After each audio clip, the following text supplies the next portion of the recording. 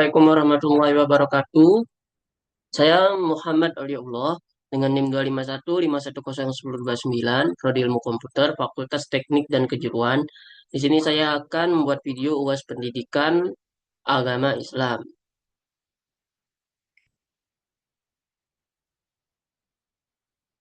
Proses yang pertama itu proses keimanan dan kebenaran mutlak. Yang pertama Al-Quran. Al-Quran merupakan kitab kitab suci yang terakhir yang diturunkan oleh Nabi Muhammad, yang diturunkan oleh Allah Subhanahu wa taala melalui malaikat Jibril ke Nabi Muhammad dengan kurun waktu 22 tahun, 2 bulan, 22 hari. Dan untuk kepastiannya, maksudnya untuk keasliannya dapat dilihat di surah Al-Hijr ayat 9 dengan bunyi Inna nahnu nazzalna dzikra wa inna lahu lahafizun, yang artinya sesungguhnya kamilah yang menurunkan Al-Quran dan sesungguhnya kami benar-benar menjaganya.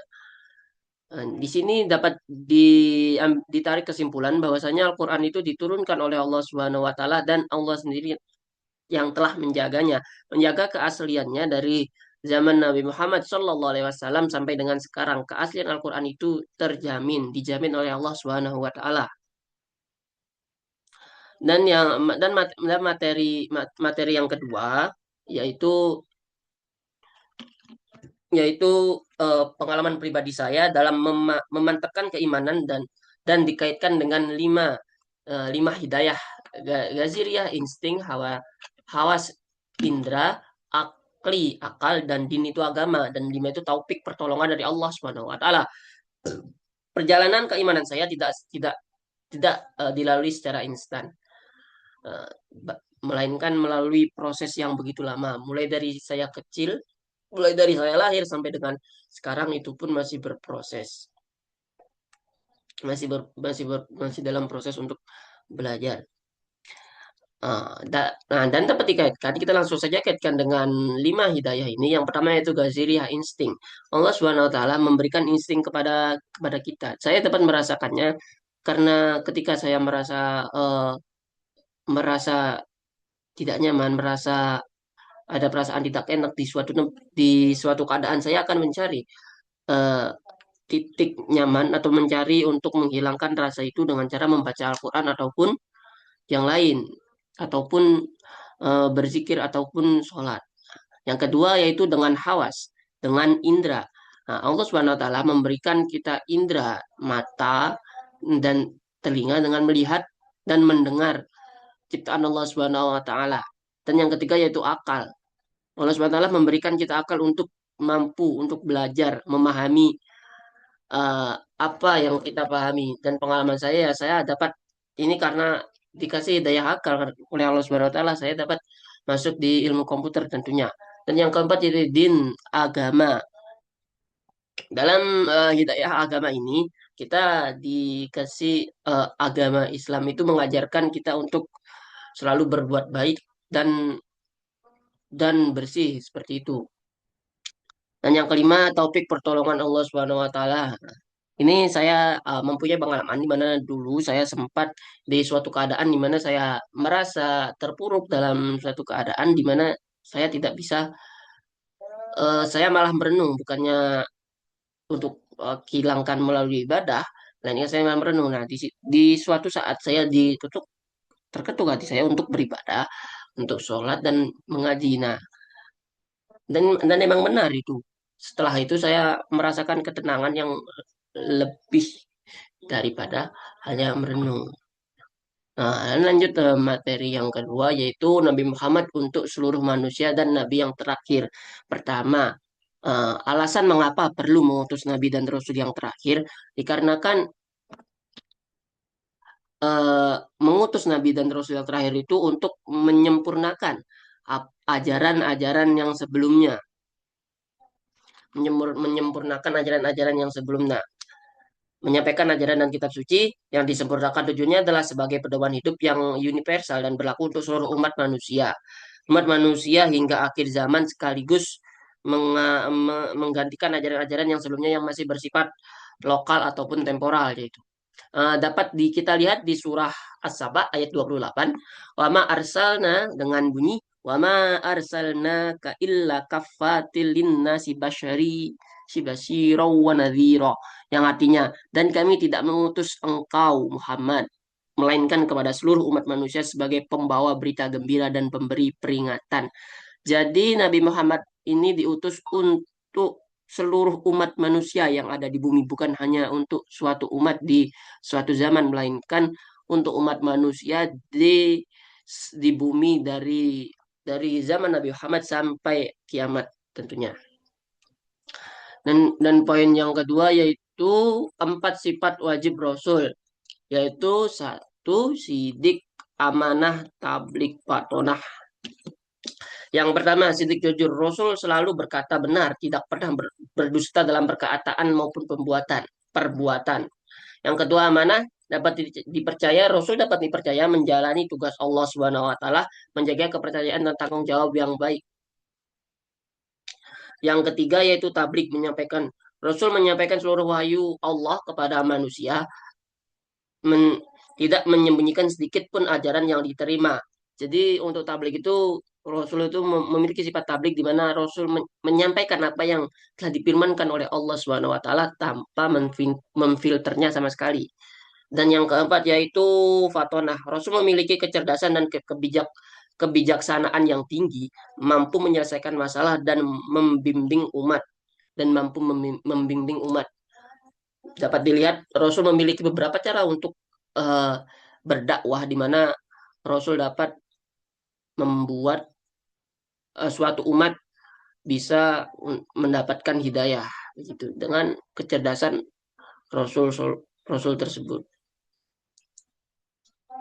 Dan poin yang kedua yaitu kepribadian, akhlak ataupun akhlak Nabi Muhammad SAW. Kita dapat lihat di surah Al-Qalam ayat 4 dengan bunyi wa inna ala khuluqin azim. Dan sesungguhnya engkau Muhammad benar-benar berbudi pekerti yang agung. Nabi Muhammad memiliki beberapa kepribadian, tentunya baik semua, yaitu jujur, al-amin, sabar menghadapi ujian, pemaaf terhadap orang yang menyakitinya, rendah hati meskipun menjadi pemimpin yang dermawan dan suka membantu, penyayang kepada keluarga dan umat, adil dalam mengambil keputusan. Jadi intinya Nabi Muhammad itu mengajarkan kita untuk selalu berbuat baik.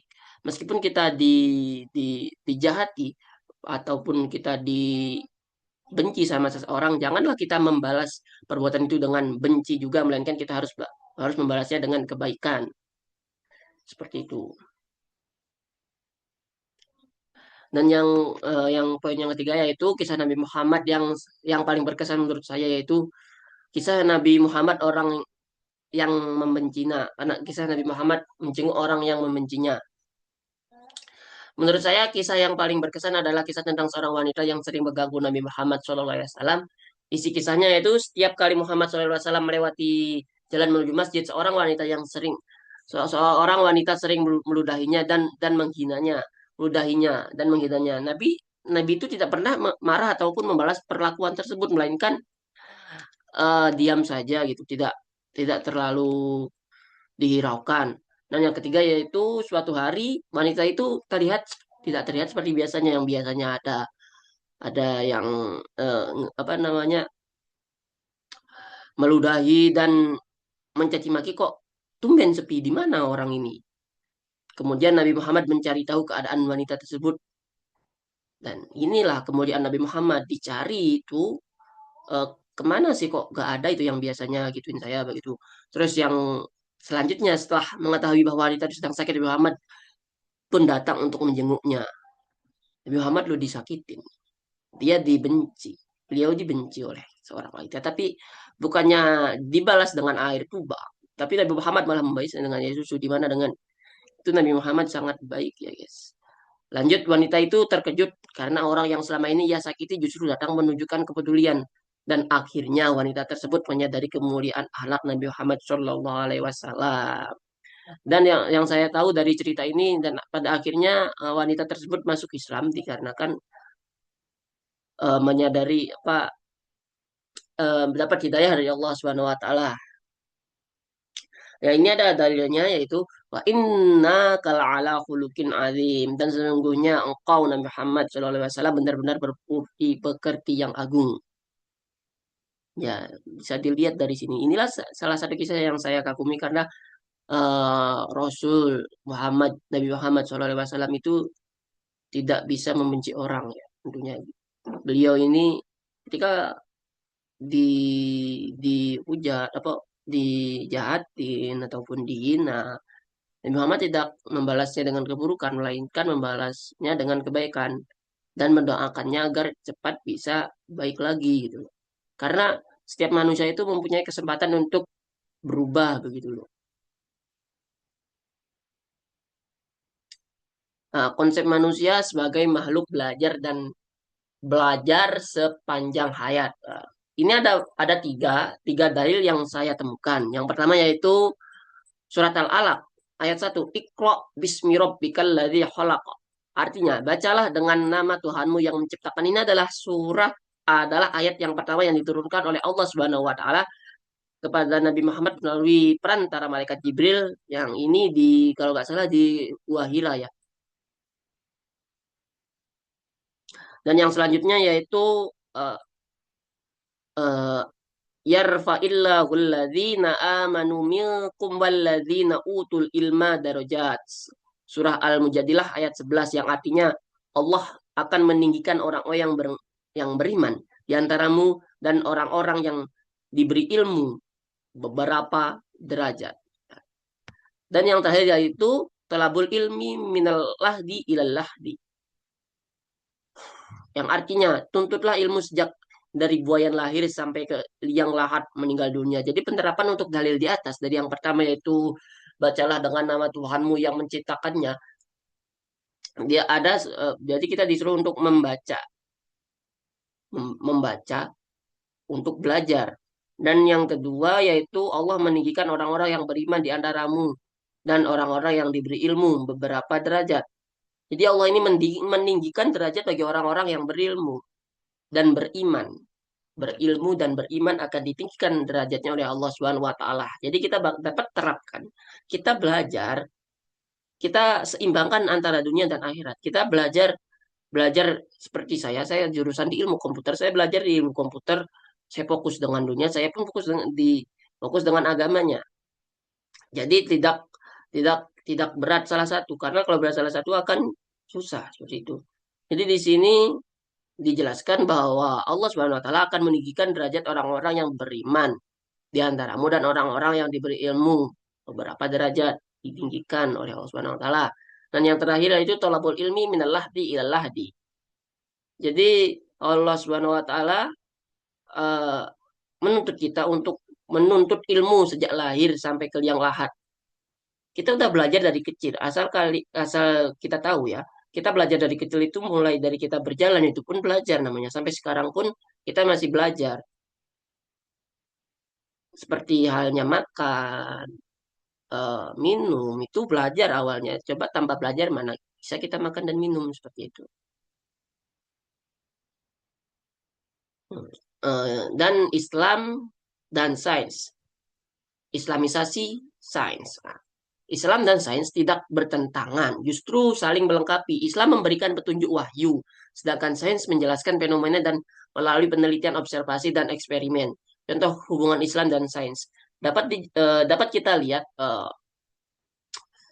seperti halnya siklus hujan. Siklus hujan, air danau menguap menjadi awan dan hujan.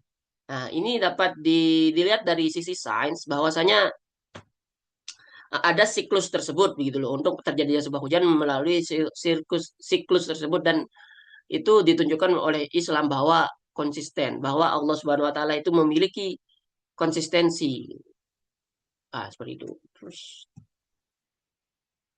surah Al-Alaq ayat 1. Iqra bismi rabbikal ladzi khalaq, bacalah dengan namamu Tuhanmu yang menciptakan. Kita refleksikan ayat tersebut. Perintah pertama dalam Islam adalah membaca. Membaca adalah dasar dari penelitian dan ilmu dan pengetahuan. Emang iya, membaca adalah dasar dari penelitian dan ilmu pengetahuan. Tanpa membaca kita tidak akan mendapatkan ilmu apapun. Islam mendorong manusia untuk berpikir, menghormati dan meneliti. Ya, seperti itu. Kita untuk berpikir, mengamati dan meneliti kita tadi dikasih daya akal itu kita gunakan untuk berpikir, mengamati dan meneliti. Nah, kontribusi peradaban Islam terhadap perkembangan ilmu pengetahuan. Pada masa kejayaan Islam, umat Islam memberikan banyak kontribusi bagi perkembangan ilmu pengetahuan. Para ilmuwan Muslim melakukan penelitian, menerjemahkan karya-karya ilmiah, dan mengembangkan berbagai bidang ilmu yang menjadi dasar ilmu modern saat ini. Antara lain yaitu Ibnu Sina menulis kitab Al-Qanun Al-Tabib menjadi rujukan ilmu kedokteran selama berabad-abad. Dari bidang kedokteran kita ada yaitu Ibnu Sina. Ya. Terus ke matematika yaitu Al-Khawarizmi. Bapak Al-Jabar disebut kalau kalian belajar matematika pasti pernah dengar Bapak Al-Jabar. Dan juga mengembangkan konsep algoritma yang menjadi dasar ilmu komputer modern. Yaitu dasar algoritma yang kita pelajarin di ilmu komputer itu bapaknya adalah Al-Khawarizmi ini dari tokoh Islam. Yang terakhir yaitu Al-Battani mengembangkan perhitungan posisi matahari dan bulan berkontribusi dalam ilmu falak dan astronomi. Ini di bidang geologi.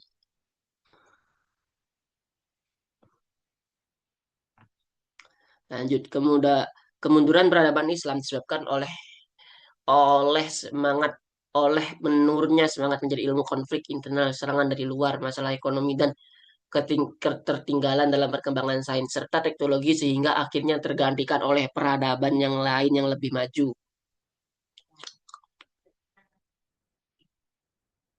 Dari tersebut, jadi yang saya tahu yaitu eh, pernah diceritakan ada perpustakaan Islam di mana perpustakaan yang isinya buku-buku penelitian dari guru-guru pendahulu itu terbakar dikarenakan perang seperti itu ya. Jadi di sana ada banyak ilmu dan terbakar. Akhirnya kita tertinggal oleh peradaban yang lebih maju. Terima kasih dari saya. Apabila ada kata-kata yang salah, saya mohon maaf. Wabillahi taufiq wal hidayah. Wassalamualaikum warahmatullahi wabarakatuh.